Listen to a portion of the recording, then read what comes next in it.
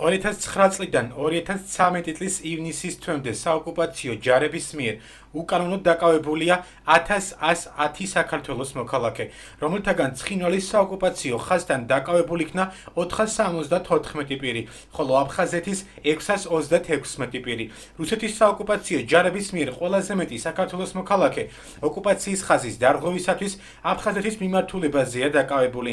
საქართველოს მოქალაქეების დაკავება გახშირდა 2013 წელს. დღეის მდგომარეობით დაკავებულების რაოდენობა უკვე 117 პირს შეადგენს. რუსეთის საოკუპაციო ჯარების მიერ საქართველოს მოქალაქეების ოკუპაციის ხაზის დარღვევისათვის უკანონო დაკავებების თვალსაზრისით მსგავსი მდგომარეობაა ცხინვალის რეგიონში. 2013 წელს დაკავებულია 80 საქართველოს მოქალაქე. ოფიციალურ ინფორმაციას რუსეთის ფედერაციის საოკუპაციო ჯარის მიერ ოკუპაციის ხაზის დარღვევისათვის დაკავებულ საქართველოს მოქალაქეთა რაოდენობის შესახებ არასამთავრობო ორგანიზაცია ინფორმაციის თავისუფლების განვითარების ინსტიტუტი აქვეყნებს. დაკავებული მოქალაქეების რაოდენობის შესახებ მონაცემები IDFI-მ საქართველოს შინაგან საქმეთა სამინისტროდან მიიღო. უფრო მეტი ადამიანი დაკავებული არის აფხაზეთის, ასე ვთქვათ, საზღვართან 630 ადამიანს აღწევს და შედარებით ნაკლები 200 ადამიანი ნაკლები არის ოსეთის მიმდებარე ტერიტორიებთან დაკავებული. ჩვენ მოვითხოვეთ როგორც წინა წლების სტატისტიკა, ისევე დღეს მოქმედი სტატისტიკა, ანუ 2013 წლის პირველი 6 თვის და ტენდენცია ზოგადად ჩანს, რომ დაკავებულთა რიცხვმა იმატა წინა წლებთან შედარებით. ანუ თუ იგივე ტემპით განვითარდა ჩვენი მოქალაქეების დაკავება, თუ არ შენელდა ეს პროცესი, სავარაუდოდ წლის ბოლოს ეს რიცხვი გაცილებით მაღალი იქნება, ვიდრე გასულ წლებში იყო. როგორც საქართველოს შინაგან საქმეთა სამინისტროს ინფორმაციულ-ანალიტიკურ დეპარტამენტში აცხადებენ, ეგრეთ წოდებული საზღვრის კვეთის დროს დაკავებულ მოქალაქეებზე ინფორმაციას დეპარტამენტი EUTO-ს სადამკვირვებლო მისიას გადასცემს, რის შემდეგაც მოქალაქეების გათავისუფლება ხდება.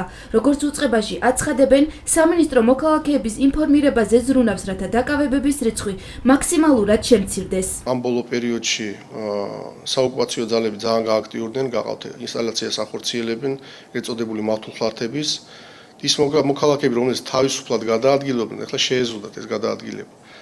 და აღნიშნულიდან გამომდინარე ხდება ესეთი მოქალაქეების, სამოქალაქეების დაკავება. თუ ხდება ესეთი შემთხვევა, როდესაც ეგრეთ წოდებული საზღვრის კვეთისთვის აკავებენ ჩვენ მოქალაქეებს, შინაგან საქმეთა სამინისტროს საინფორმაციო ანალიტიკურ დეპარტამენტი ცხელი ხაზის ამუშავებით უკავშირდება ევროკავშირის სადამკვირვებლო მისიას, აყენებს საქმის კურსში და იწყება მოლაპარაკებები.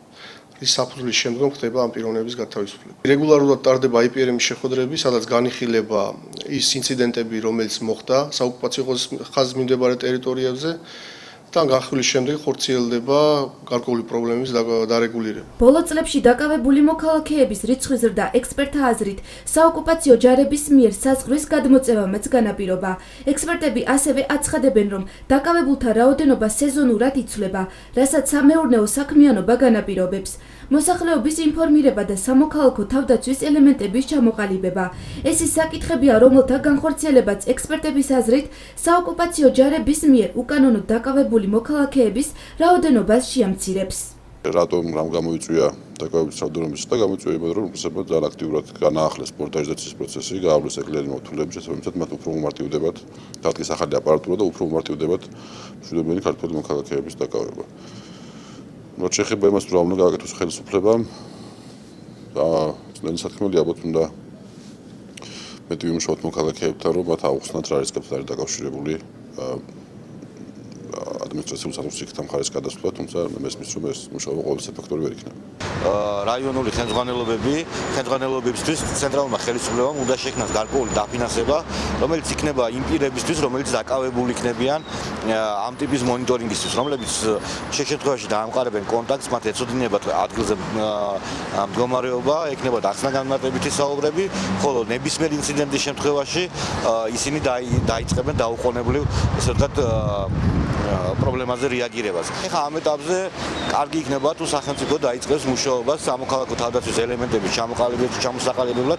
ეს რა თქმა უნდა ძვირადღირებული პროექტია, მაგრამ ამ პროექტის ცალკეული, ესე ვთქვათ, მუხლი თუ ცალკეული სტრატეგიულად მნიშვნელოვანი მიმართულება ჩვენ შეგვიძლია ავამოქმედოთ და განსაკუთრებით იმ რაიონებში, რომელიც ოკუპაციის რაიონებს და ზონებს ესაზღვრება, სადაც მოსახლეობას აქვს მაღალი რისკ ფაქტორი.